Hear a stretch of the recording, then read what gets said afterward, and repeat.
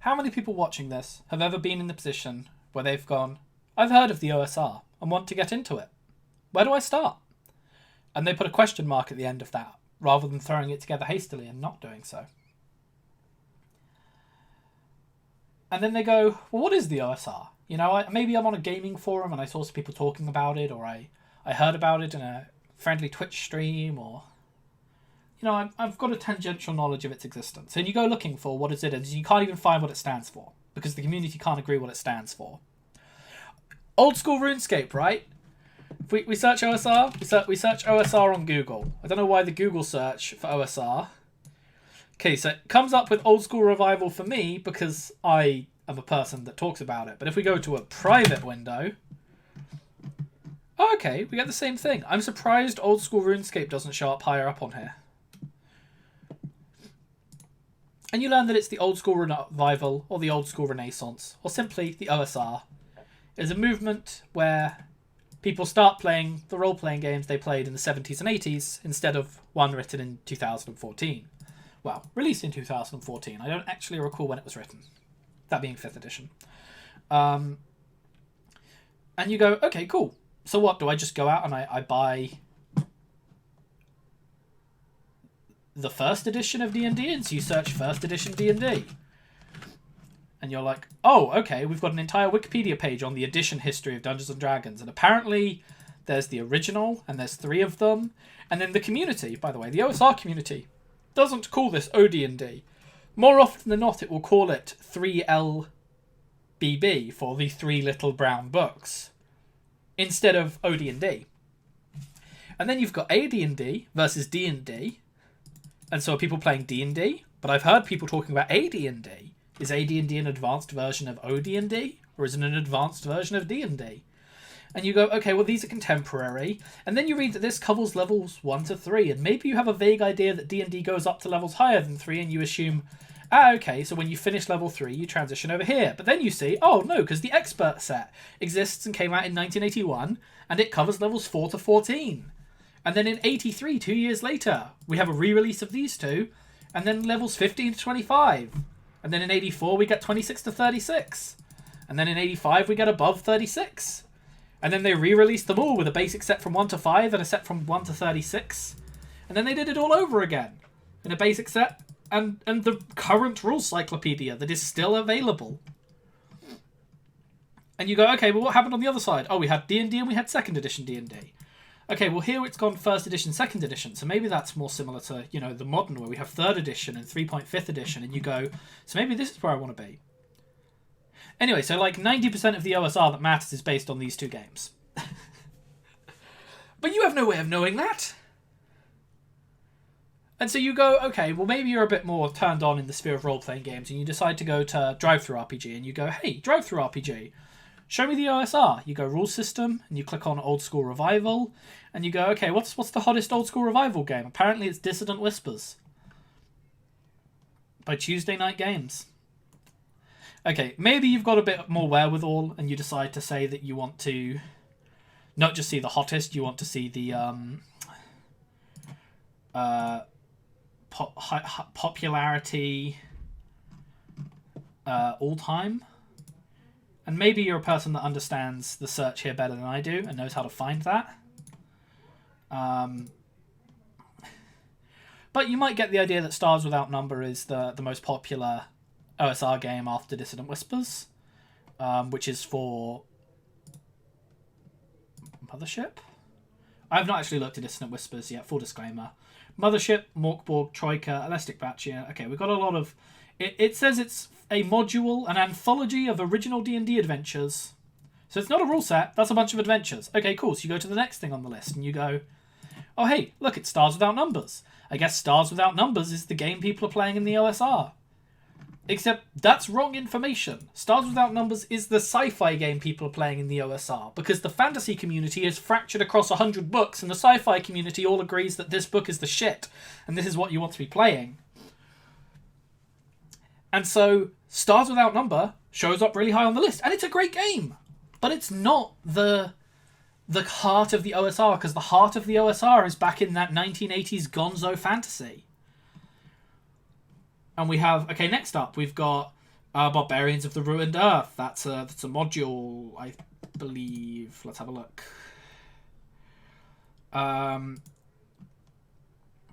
Is a fantasy setting, not a rulebook. A fantasy setting.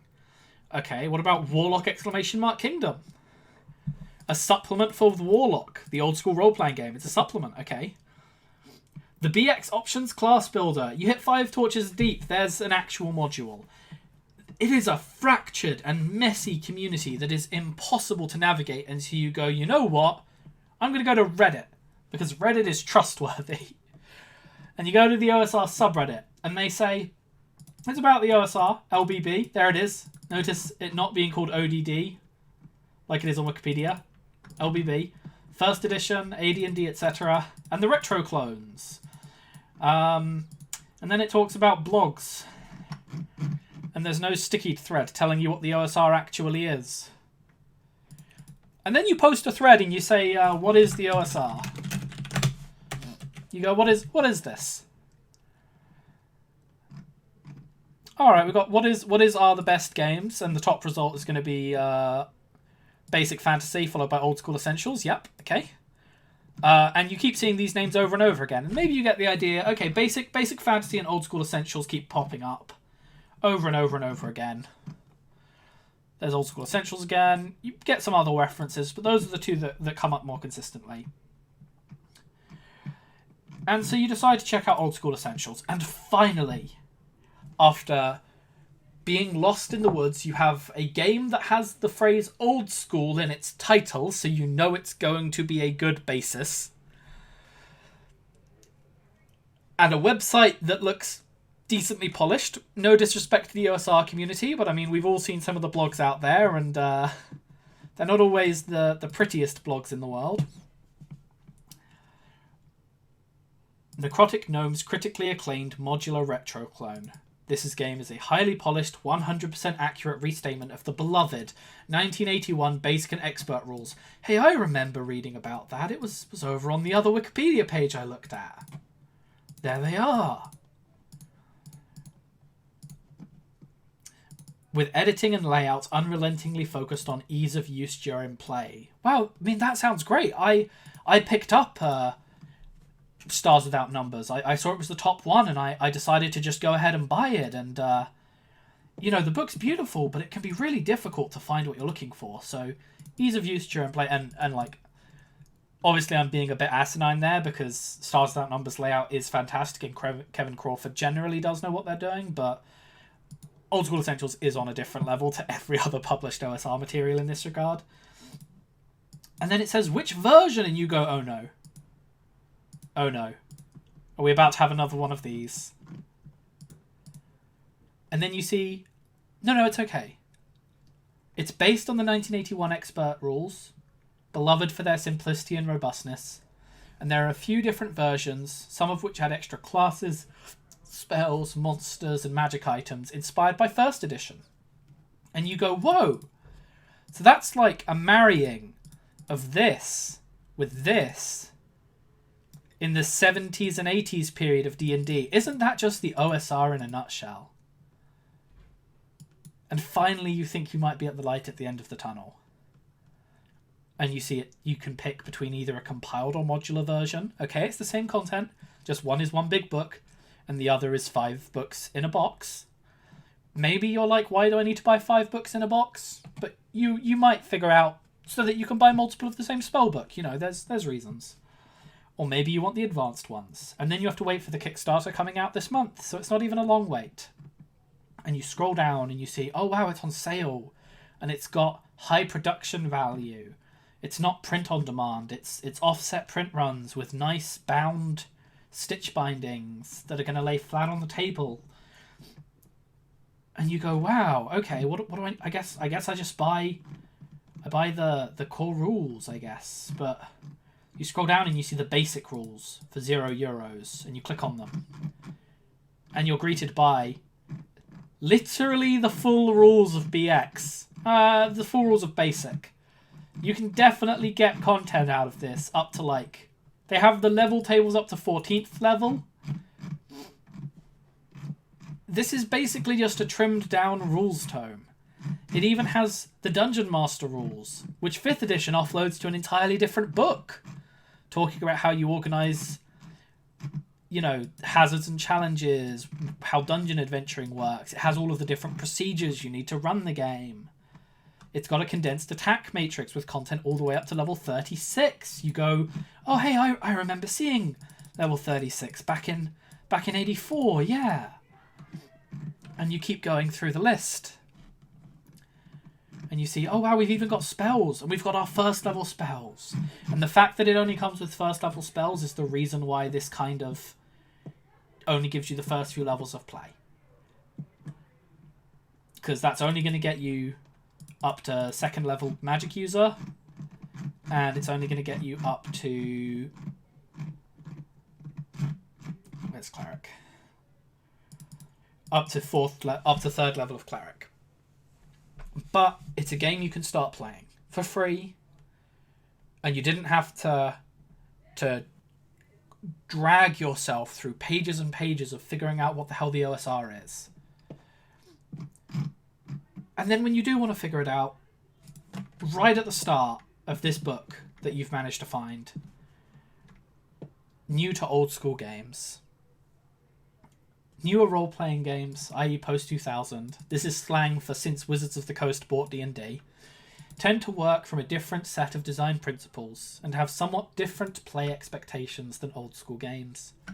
Players who are familiar with newer RPGs, but not with the old school style of play, may find that the following documents useful. Both can be found online. And they find their way to the Principia Apocrypha, which is essentially the Bible of how to do OSR properly. And so not only do you finally land on a product that you can just start playing and that has got really high quality products you can buy, it also guides you hand in hand into a fantastic guide about how to be a good referee. Not only does it teach you the mechanics of running the game, it guides you on how to find the philosophy of running the game. And this is why I'm all in on Old School Essentials. Because it provides a pure form of the basic version of the game that most of the other games in the OSR strive for some level of compatibility with. Obviously, we're not talking about your troikas or your stuff based on different systems to D&D, but for the D&D heart of the OSR, and I believe D&D is the heart of the OSR, it covers everything and it guides you on where to go from there. And it is in this respect that Old School Essentials creates this perfect staging ground, not just for a new person getting into the OSR, but for a person that wants to create content for the OSR, to put something out there with the compatible with Old School Essentials logo on it, and for everyone to know transparently, hey, this is an OSR module. Jajarius in chat, you can read it in the bottom right, asks, do you think that will ever unite anyone, though? It looks like the fracturing is permanent and complete. And this is where the industry has beautiful room for change and growth, because there is a huge number of displaced authors right now. And that displacement came at the heart of something that I'm going to keep fairly light. But anyone that's watching and doesn't know what I'm talking about can Google the name Zach S. and the controversy that happened around that, and can look into Raggy the Fourth. I forget which number's after his name. And maybe if you dug a bit deeper in the in Drive-Thru-RPG, you would find it. I don't actually know if it's all on Drive-Thru-RPG or if it's all been purged. Lamentations of the Flame Princess. And so for the longest time, Lamentations of the Flame Princess was the heart of the OSR. People that were in the OSR at the time might disagree, but from an outsider perspective, this was the name that kept coming up again and again and again. And when you went to a thread, like the thread I went to at the start of this video, it wasn't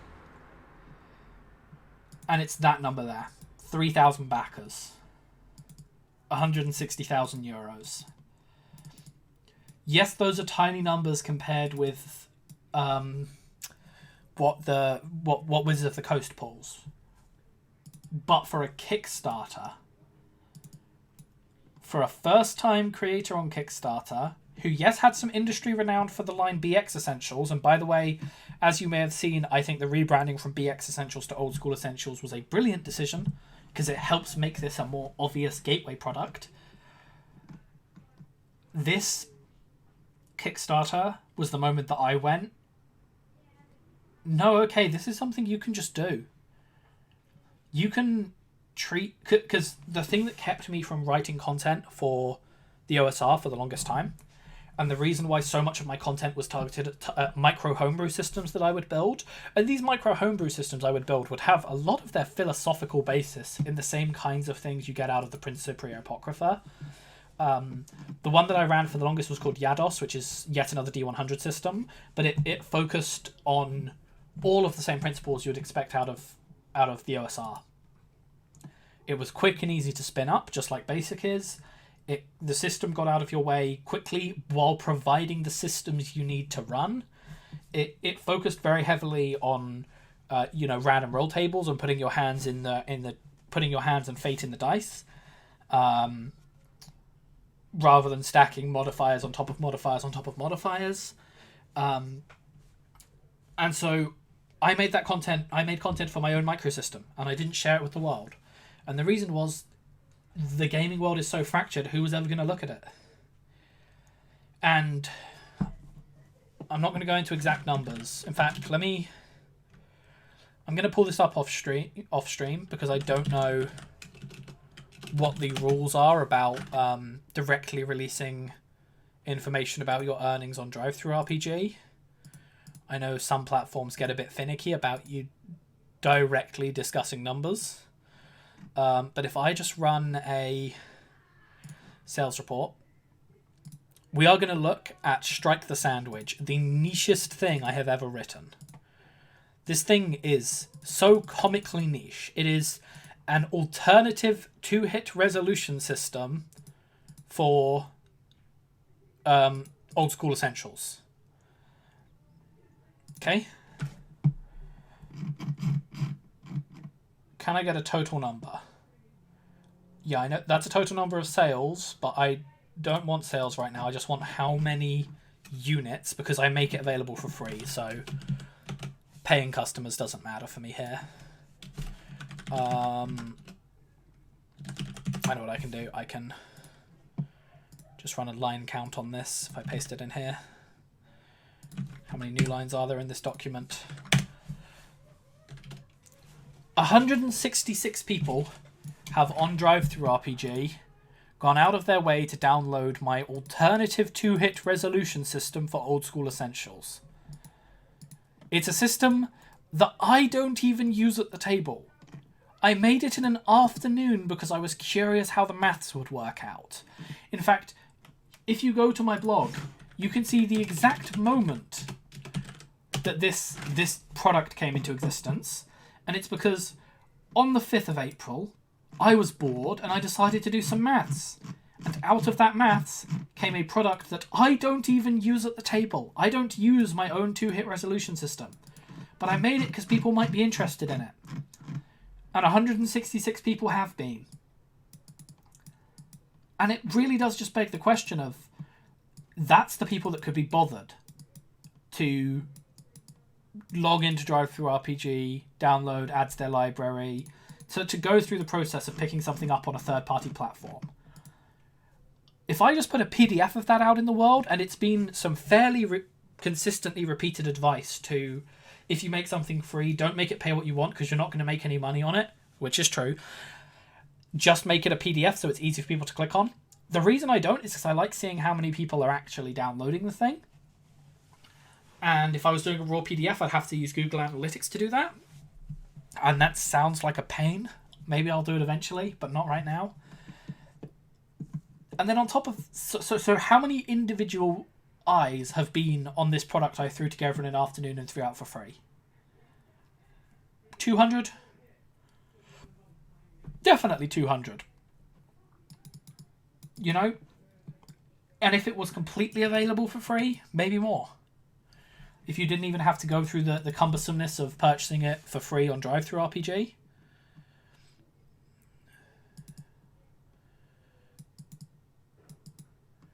Yeah, Jajiria's throwing some numbers in the chat. 447 downloads for a basic and expert compatible solo RPG, with a gross revenue of just under $200 in the first 3 weeks, despite it being pay what you want. It's astounding, humbling, and inspiring. And that's true. And I think BX compatible plays a huge amount into that.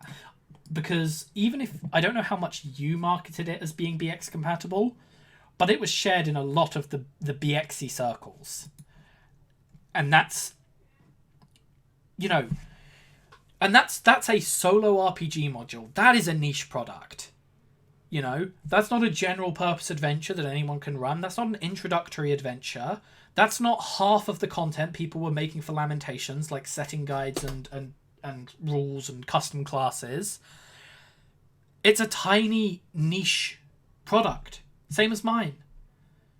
And the number of people that were interested in that tiny niche product is astounding.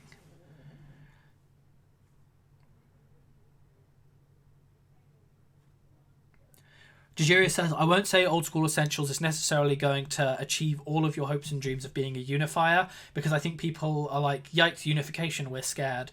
But it'll definitely a thing that can happen to at least some degree. Yeah, I don't expect the entire OSR community to overnight jump on Old School Essentials as the thing they want to be playing. Because there's loads of great OSR systems out there. There's the black hack, that's fantastic. There's the white hack, they need to make a PDF because they hate blind people. I'm going to keep saying that until the author of the white hack releases a PDF. There's, you know, there's all these systems. You've got Labyrinth Lord, you've got Basic Fantasy, BFRPG, Troika, you know, not even D&D. The OSR is huge and varied. But what the OSR needs, and what this is all about, is that it can be huge and varied for the people that are in it. But for the people that are trying to get into it, it needs to be simple. And let me talk about phones for a second. This is going to seem like a bit of a tangent, but hopefully it's going to make sense. If we go to Google's website, okay, and we want to go and buy a Google phone,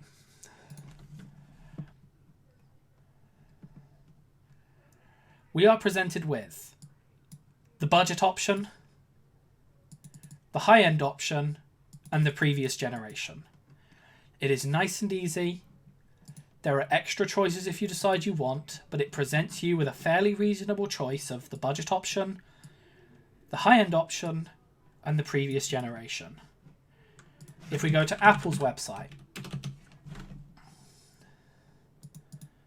and I've not looked at this, I don't know if they're going to do what I expect they're going to do.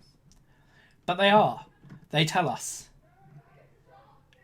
The iPhone SE is if you've got lots to love and less to spend. The iPhone 11 is just the right amount of everything. The iPhone 11 Pro is the expensive one. The budget option, the mid-range option, the high-end option. They spell it out to you. They make it easy. We're going to go to Samsung's website. And we're going to go to their phones. And Samsung is worse for this, by the way. Samsung is awful. They have like 6 letters and it's never clear what any of them mean, and they're showing nonsense on my screen. Okay? The Galaxy Z Flip, your gimmick flip phone. The Galaxy A51. Okay, you have to look a little bit to find that it's the cheap option, but it's clearly the cheap option. The Book S, that's a laptop. The Tab S, that's a tablet. You know what's lacking? What's not here? Their actual high-end phone, because the Z Flip's not their actual high-end phone. So I am correct. Samsung is a mess. Samsung does not do this properly. Samsung makes it a complete pain to find the thing you're looking for, which is probably the S20. Okay? And then they throw more words on top of that, like Ultra and 5G, and make life more difficult. And that's what the OSR community is right now. The OSR is going to Samsung's lists of phones, and do you know what the letters in Samsung products stand for? Okay, Samsung letters meaning. Okay, let's look at how nonsense these are. Right. There's a guide somewhere. S is the flagship series. Notice the tablets. A is the A team. C is pretty. Okay, pretty. J is keep saying something floating the lower. Real cheap, maybe. Prime. Pro. E. It storms you with noise and decision rather than just distilling it down to, hey, pick A, B, or C. Hey, pick A, B, or C. Old School Essentials gets this right, and even in its name, it helps cut through the noise of the OSR, so that to the people in the OSR, it can be as fractured as anything. But to someone looking at the OSR from the outside, they need a face. OSR needs a face. And OSE could be that +3 charisma, beautiful face going out there, winning all of the reaction roles, drawing all of the noise, all of the attention, getting a huge amount of support and supplement behind it, because there is a lot of people out there that are going to slap BX compatible and Old School Essentials compatible on their products because it's easy lingo in the community. And those two sentences mean the same thing. Everyone in the community knows they mean the same thing. And anyone that reads the first page of the Old School Essentials basic rules where it says...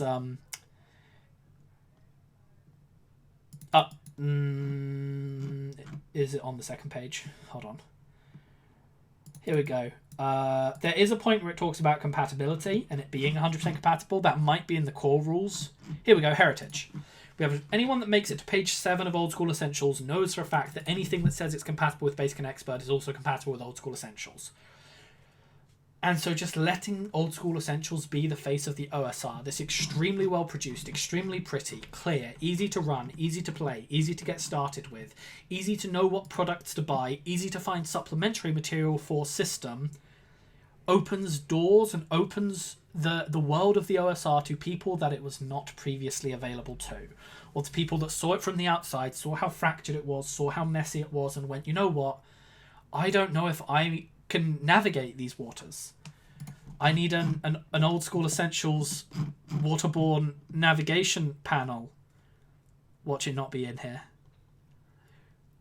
Okay, it's not. That's fair. Let's be real. How often have you needed waterborne adventuring in your basic rules?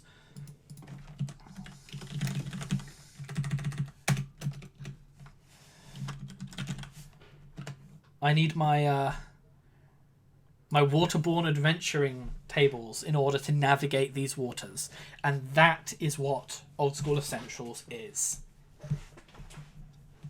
It's a light post to help guide people to shore in this extremely turbulent community, in this extremely turbulent brand. I mean, how do you describe the OSR? Is it a community?